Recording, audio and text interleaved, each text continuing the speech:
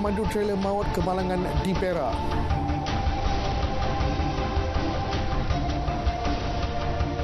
Salam sejahtera dan salam Malaysia Madani. Anda bersama saya Muhajir Nasami, berita tengah malam.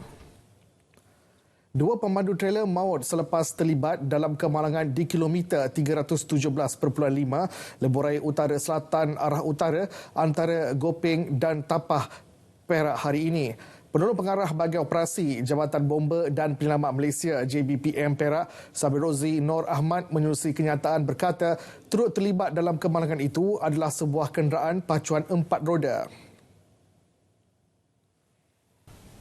Sabri Rozi memaklumkan pihaknya menerima panggilan mengenai kejadian tersebut pada jam 5.12 petang.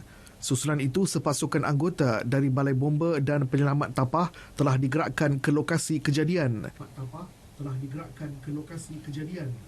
Setibanya di lokasi, kedua-dua pemandu trailer yang tersepit dalam kemalangan telah disahkan maut di tempat kejadian, manakala pemandu pacuan 4 roda hanya mengalami kecederaan. Mangsa yang cedera dan maut telah dihantar ke Hospital Tapah untuk tindakan lanjut. Dua kaki tangan klinik kesihatan air putih Kemaman Terengganu berdepan detik cemas selepas ambulans membawa jenazah seorang lelaki terbabit dalam kemalangan di Bandar Cukai Kemaman pagi tadi. Kejadian berkenaan berlaku kira-kira jam 10.45 pagi di kilometer 1 Jalan Cukai Air Putih di persimpangan lampu isyarat. Dalam kejadian itu, pemandu ambulans terbabit turut mengalami kecederaan ringan manakala seorang penolong pegawai perubatan tidak mengalami sebarang kecederaan. Ketua Polis Daerah Kemaman, Superintendent Hanyan Ramlan berkata, kemalangan itu berlaku ketika trak pikap dari Kemaman menghala ke bengkel Batu Dua Kemaman untuk menghantar barang milik syarikatnya, sementara ambulans dari arah seberang Tayur menghala ke Hospital Kemaman. Beliau memberitahu pesakit berkenaan telah disahkan meninggal dunia oleh penolong pegawai perubatan sebelum kemalangan berlaku, sementara pemandu trak pikap tidak mengalami kecederaan. Kes berkenaan akan disiasat di bawah Seksyen 43-1 Akta Pengangkutan Jalan APJ 1987. Seorang remaja lelaki cedera parah akibat perut tertusuk buluh. Ia selepas motosikal yang ditunggangnya terlanggar belakang sebuah pacuan 4 roda yang berisi muatan buluh dalam kejadian di atas jambatan Pulau Setelu, Gua Musang, Kelantan. Ketua Polis Daerah Superintendent Sek Chun Fu memberitahu pelajar tingkatan 1 itu dalam perjalanan untuk pergi memancing sebelum terlanggar kenderaan terbabit. Susulan itu, mangsa telah tertusuk dengan sebatang buluh berukuran 2 meter dan menembusi perutnya. Mangsa telah dibawa oleh orang awam ke Hospital Gua Musang untuk mendapatkan rawatan. Kes disiasat di bawah Seksyen 43-1 Akta Pengangkutan Jalan Raya 1987 kerana memandu dengan tidak cermat dan tidak bertimbang rasa. Sebanyak 9 buah rumah mengalami kerosakan akibat kejadian angin kencang dan hujan lebat yang melanda Perlis pada Selasa dan petang tadi. Antara kawasan terlibat ialah Kurung Batang, Repoh, Arau, Sanglang, Kampung Bukit Cabang, Kampung Titi Besi dan Kampung Kecur.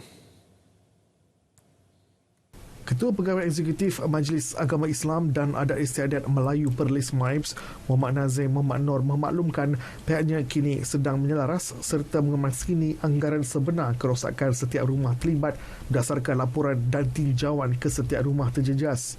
Beliau terus menyatakan kepada mereka yang terjejas diminta segera membuat laporan polis. Bagi kerosakan kecil, bantuan membaiki kediaman akan diuruskan Jabatan Kebajikan Masyarakat. Manakala bagi kerosakan besar di bawah tanggungjawab MAIPS, bagi premis perniagaan akan diuruskan oleh Majlis Perbandaran Kanga. Beberapa kawasan banjir di Shah Alam telah surut sepenuhnya petang tadi. Ketua Pusat Gerakan Operasi Jabatan Bomba dan Penyelamat Malaysia Selangor, Zulfikar Jaafar, dalam kenyataan berkata antara punca banjir berkenaan adalah disebabkan sistem pam air yang tidak berfungsi. Bagaimanapun, tiada pemindahan dilakukan dan banjir mulai surut selepas pam diperbaiki oleh Majlis Bandaraya Shah Alam. Menurutnya, hasil pemantauan mendapati banjir kilat berkenaan sedalam 0.3 meter atau anggaran 1 kaki. Antara kawasan terlibat adalah sekitar Seksyen 13, Jalan Persiaran Sukan serta laluan bulatan Stadium Shah Alam menghala bangunan Acapella. Datin Seri Rosman Mansor sekali lagi kemukakan permohonan bagi mendapatkan pasport untuk melawat ahli keluarga di Singapura hujung bulan ini. Permohonan itu dibuat menerusi notis usul difailkan Tuan Akbarudin & Co di Mahkamah Rayuan Jumaat lalu. Beliau berkata permohonan itu atas alasan melawat ahli keluarga termasuk Noriana Najwa yang ketika ini mengandung anak ketiga dan dijangka bersalin di Singapura pada 28 Ogos ini. Permohonan untuk mendapatkan pasport akan didengar esok. Ini adalah kali keempat Datin Seri Rosmah memohon untuk mendapatkan pelepasan pasport antarabangsa untuk ke Singapura. Kali pertama pada 15 Oktober 2021 untuk melawat Noriana Najwa yang melahirkan anak keduanya. Manakala pada 21 Mac lepas untuk melawat anak dan cucunya yang tidak sihat dan pada 15 Jun bagi melawat anak perempuannya itu. Dua rakan serumah mengaku tidak bersalah di Mahkamah Seksyen Johor Bahru atas pertuduhan aniaya dan abai seorang kanak-kanak lelaki. Nurul Ashikin Muhammad Zahid 27 tahun dan warga Singapura Awin Chua 30 tahun dipercayai secara bersama mencapai niat mengabai dan menganiaya sehingga mendatangkan kecederaan fizikal kepada mangsa pada 1 Julai hingga 9 Ogos lalu di sebuah rumah di Bandar Layang Kasar. Nurul Ashikin yang juga ibu kandung mangsa dibenai kad jamin RM15,000 manakala Awin RM20,000. Kedua-dua terduduh juga perlu lapor diri di Balai Polis setiap bulan serta tidak mengganggu mangsa sepanjang tempoh kes berjalan. Kes disebut semula 27 September ini. Ini pula perkembangan kes 1MDB. Bekas Gubernur Bank Negara Malaysia BNM Tan Sri Dr. Zeti Akhtar Aziz memberitahu Mahkamah Tinggi bahawa Kuala Lumpur bahawa saat 1MDB mengaku tidak mempunyai wang atau pelaburan selepas bank pusat itu mengenakan denda berjumlah RM15 juta terhadap syarikat berkenaan. Pada prosiding hari ini, beliau mendedahkan kegagalan 1MDB mendapatkan kembali wang dan memberikan bukti mengenai status dana terbabit menyebabkan ia dikompaun. Beliau berkata demikian ketika disoal oleh Peguam Utama Datuk Seri Najib Tun Razak iaitu Tan Sri Muhammad Syafiq Abdullah pada perbicaraan. Sementara itu, beliau turut memaklumkan 1MDB telah memfailkan permohonan kepada BNM pada 2014 bagi meminta kebenaran BNM untuk meminjam dana daripada sumber luar pesisir sebanyak RM4.9 bilion. Bagaimanapun permohonan itu ditolak disebabkan hutang terlampau banyak. Perbicaraan di hadapan Hakim Datuk Colin Lawrence Square bersambung esok. Lebih banyak aset melibatkan kes 1MDB akan dirampas dalam tempoh terdekat. Menurut Ketua Polis Negara Tan Sri Nazaruddin Hussein, ia susulan keterangan yang diberikan oleh bekas Peguam Syarikat Jasmine Low Aiswan. Aset terbabit kemudian akan dilucutkan hak untuk dikembalikan kepada kerajaan melalui proses mahkamah. Menurut beliau, Jasmine yang masih lagi berada di dalam tahanan polis telah memberikan kerjasama yang baik semasa siasatan dan masih ditahan Jabatan Siasatan Jenayah Komersial Bukit Aman. Siasatan kini dijalankan terutamanya membabitkan pengubahan wang haram. Jasmine merupakan bekas pengarah eksekutif strategi kumpulan 1MDB dipercayai merupakan individu yang mempunyai maklumat berkenaan 1MDB dan didakwa termasuk dalam lingkaran dekat Jolo. Projek pembinaan kapal tempur pesisir LCS dijangka disambung semula mulai bulan depan. Perkara itu dimaklumkan oleh Panglima TLDM Laksamana Tan Sri Abdul Rahman Ayub. Pembinaan itu diteruskan selepas kontrak tambahan ke-6 projek tersebut ditandatangani pada Pameran Antarabangsa Maritim dan Aeroangkasa Langkawi 2023 5/2023 Mei lepas. 5 kapal LCS akan diserahkan kepada TLDM secara berperingkat dengan kapal pertama dijangka diserahkan pada penghujung 2026. Menyentuh mengenai projek kapal misi pesisir LMS, beliau berkata ia masih lagi di peringkat mengenal pasti pembina sesuai untuk melaksanakan pembinaan projek itu berdasarkan spesifikasi ditetapkan TLDM. Kongres Kesatuan Pekerja-Pekerja di dalam Perkhidmatan Awam QPEX yakin kerajaan terus komited melaksanakan kenaikan gaji sektor awam menjelang Oktober atau pada pembentangan bajet 2024. Presiden Dato' Anand Mat percaya keputusan PRU ke-15 tidak mempengaruhi komitmen kerajaan kepada penjawat awam. Jadi ini adalah satu pandangan yang serong, satu pandangan yang tidak berperlembagaan.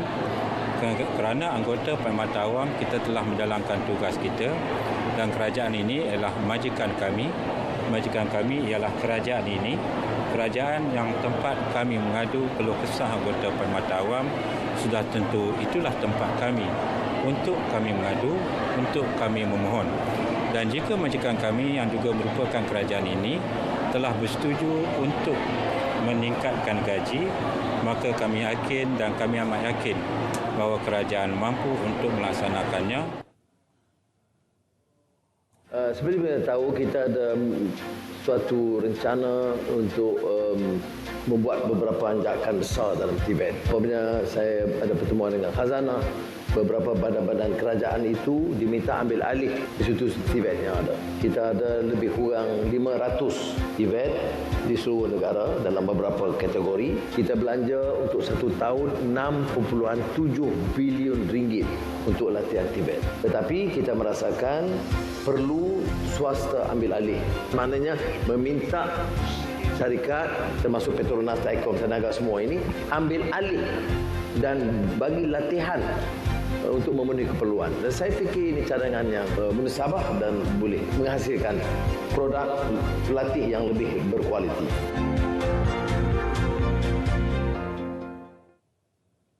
Baik, kerajaan perpaduan komited untuk menjalin lebih banyak perkongsian merentasi sektor awam serta swasta dalam usaha memerangi jenayah cyber. Menteri Komunikasi dan Digital Fahmi Fadzil berkata, antara kaedah paling berkesan adalah menerusi perkongsian awam swasta atau PPP. Menurutnya, kaedah itu terbentuk daripada platform sinergi dan neutral di mana pemain industri keselamatan cyber serta kerajaan boleh bekerjasama rapat sekaligus memperkasa tindak balas yang lebih pantas terhadap serangan cyber.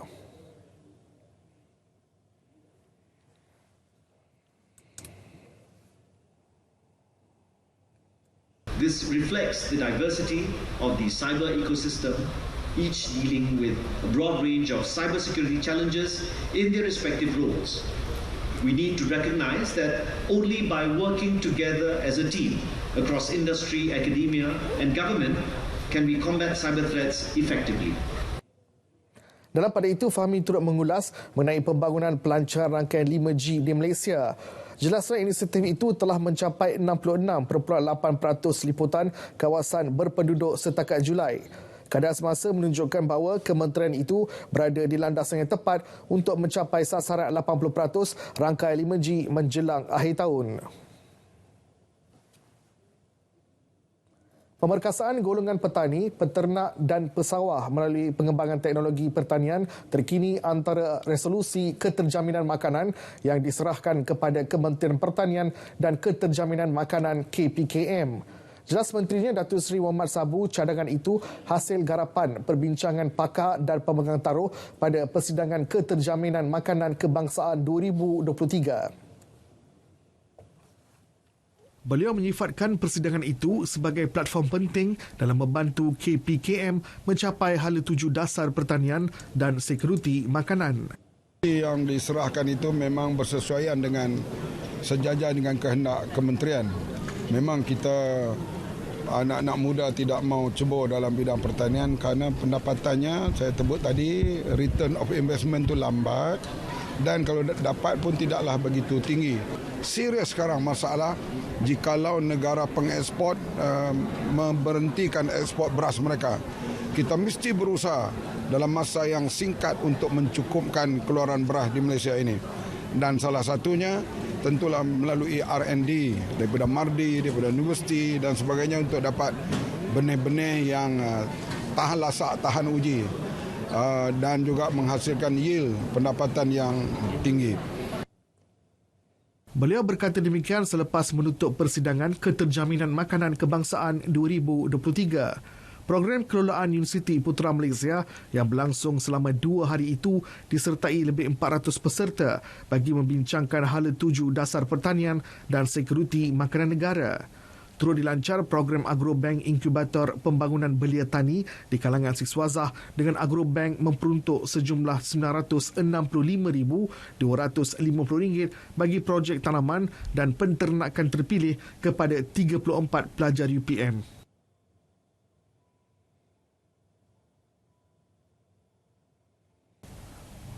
Dalam masa itu, Malaysia dan Uzbekistan berhasrat menjalinkan kerjasama dalam penyelidikan dan pembangunan berkaitan beras, hortikultur dan baja. Bagi tujuan tersebut, Memorandum Persefahaman MOU bakal ditandatangani antara MARDI dan Uzbekistan Centre of Knowledge and Innovation in Agriculture.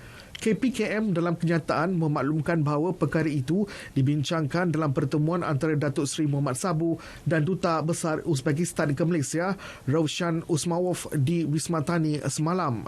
Menurut KPKM, pertemuan itu membincangkan usaha kedua-dua negara untuk memperkukuhkan kerjasama dua hala dalam bidang pertanian, terutamanya bagi menjamin sumber bekalan makanan yang stabil dan berkualiti. Tahun Melawat Melaka TMM 2024 akan dirancangkan lagi dengan aktiviti pelancongan di kawasan Taman Laut Melaka.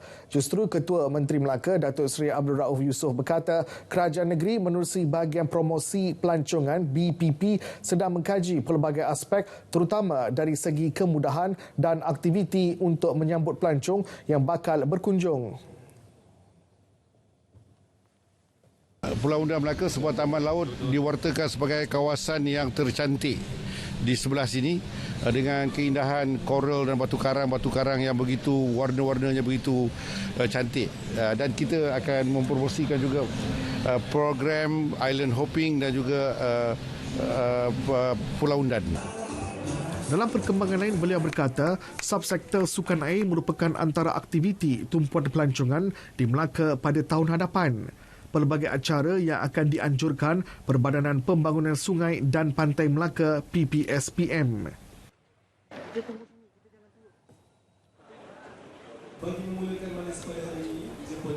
Dalam pada itu, beliau turut memaklumkan kerajaan negeri Melaka sedang mempromosikan TMM 2024 ke peringkat antarabangsa seperti di Itali, Dubai, Filipina dan Jerman. Selain daripada itu, kempen Tahun Melawat Melaka giat dijalankan di seluruh dunia. Yang berhormat Datuk Esko Pelancongan, Datuk Razak Abdul Rahman, baru saja balik daripada Itali dalam mempromosikan Tahun Melawat Melaka ini telah mendapat sambutan yang baik. Jadi segala jadual tentang Tahun Melawat Melaka akan kita keluarkan kalendernya untuk dapat disesuaikan dengan masa dan keadaan. Beliau berkata demikian kepada pemberita selepas majlis penyerahan pelekat kenderaan promosi TMM 2024 di Kompleks Sri Negeri Aikro. Semua kenderaan rasmi kerajaan negeri diberikan pelekat kenderaan bagi membantu merancangkan lagi promosi TMM 2024. Program Transformasi Raja di Kampung Seberang Ramai, Kuala Perlis telah berjaya memberi nafas baru khususnya buat penduduk di kawasan berkenaan. Duta Besar Iran Ali Ashgar Mohmadi berkata beliau kagum dengan kepimpinan pemangku Raja Perlis Tuanku Said Faizuddin Putra Jamulullain yang telah berjaya mentransformasi sebuah kampung nelayan biasa kepada salah satu tempat menarik di negeri Perlis.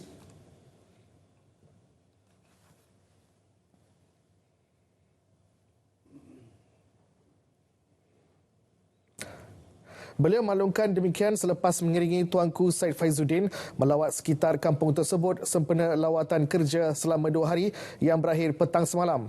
Tuanku Said Faizuddin Putra dan delegasi dari Iran itu menaiki Cole iaitu motosikal beroda 3 yang cukup dikenali di negara Thailand untuk melawat kawasan yang menarik di sekitar kampung itu. Antara tempat menarik adalah Laman Laksa, Jambatan Tuanku Said Putra, Laman Bunga Raya dan Anjung Persinggahan Diraja.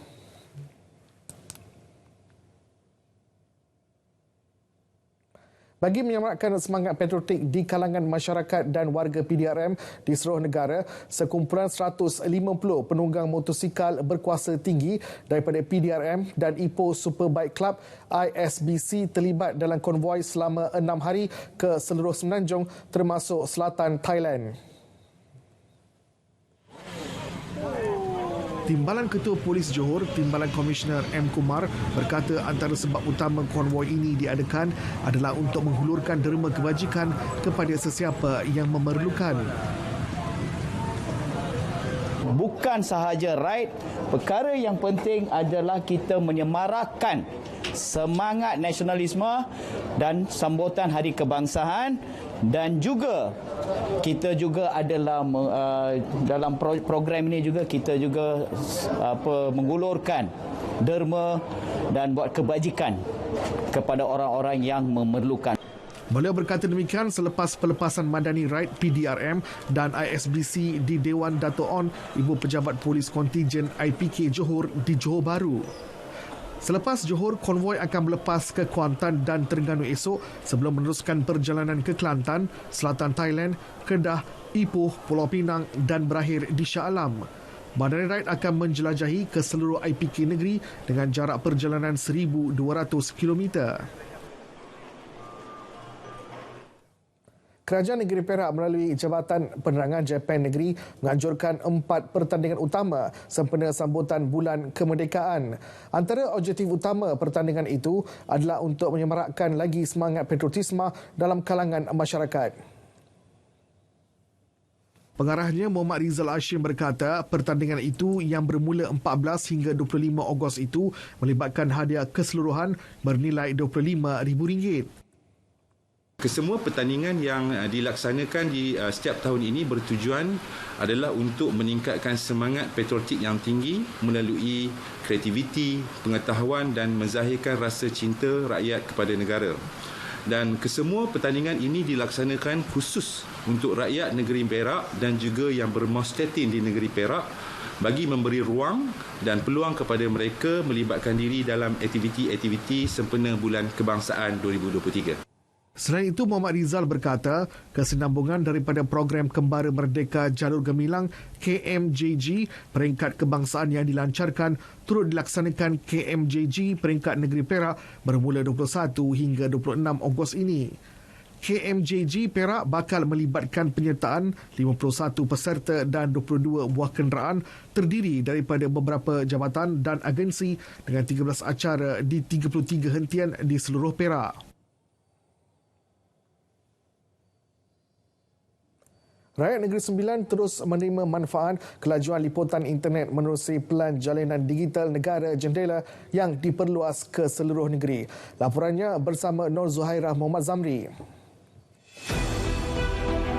Menara telekomunikasi yang mula beroperasi telah memudahkan urusan penduduk khususnya untuk melaksanakan urusan dalam talian yang memerlukan liputan rangkaian internet yang baik. Penduduk kini boleh mencapai liputan internet dan jaringan telekomunikasi yang lebih berkualiti. Sebelum ni memang masalah kita orang memang internet memang susah lah. Jadi untuk kemudahan untuk anak-anak belajar, jadi bila ada dengan internet ni mudahlah dia sekarang. Lepas tu dan untuk sekarang ni bayar bil-bil online kan. Jadi sekarang mudah lah. Jadi senanglah untuk kamu ni tak payahlah nak pergi keluar. Jadi bayar secara online je. Dulu kalau nak tengok dia punya satu bar pun payah. Sekarang ni penuh 4 bar. Untuk diri sendiri tu memang sangat-sangat baiklah. Dulu frustrated kan. Kalau nak buat apa-apa kena lari keluar rumah. Kat rumah je tak ada lain. Itu DG lah punya cerita. Tapi nowadays 4 bar 4G sangat bagus lah. Payment bayar bil elektrik ke, bil api ke, bil telefon semua online. Semua online. So basically kita duduk kat rumah je, tekan phone, bayar, settle. Sebanyak 93 menara telekomunikasi jendela akan beroperasi menjelang tahun 2024 dengan 25 menara masih dalam proses pembinaan. Saya ucapkan terima kasih kepada pihak yang berkaitan, khususnya pihak kerajaan negeri yang telah memudah cara dengan mengangkat komunikasi internet ini sebagai utiliti awam kepada pihak PBT, khususnya Majlis Bandar Semban untuk Kampung Tondron ini telah memudah cara dan mempercepatkan proses. Cik Harry, ini bacaan kelajuan dia? Ya, macam ni 49.8 Mbps kelajuannya. Okey, baik. Saudara, ini merupakan antara salah satu alat yang digunakan untuk mengukur tahap kelajuan liputan internet di kawasan ini. Jadi kini bukan sahaja penduduk bandar menerima liputan internet yang berkualiti, namun penduduk luar bandar turut menerima manfaatnya. Nur Zuhairah Muhammad Zamri, RTM.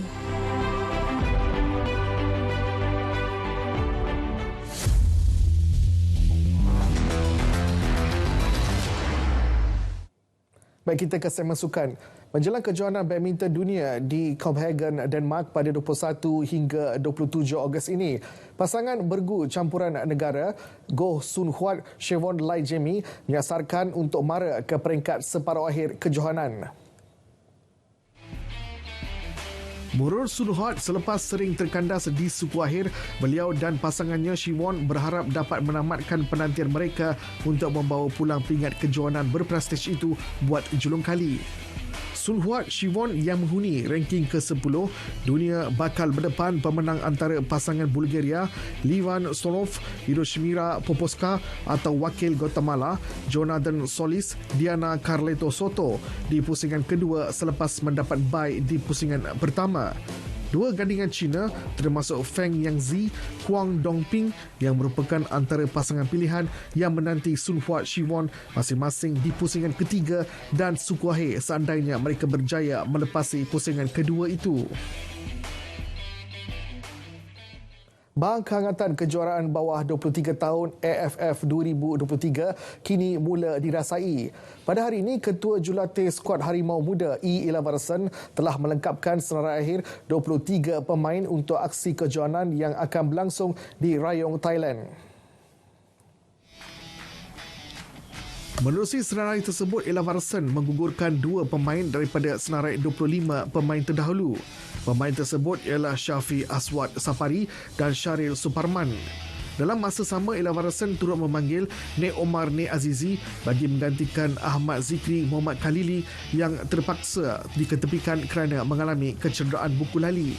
Skuad B23 kebangsaan kini telah tiba di Thailand untuk memulakan saingan kumpulan B menentang Indonesia di Stadium Rayong Provincial pada Jumaat ini.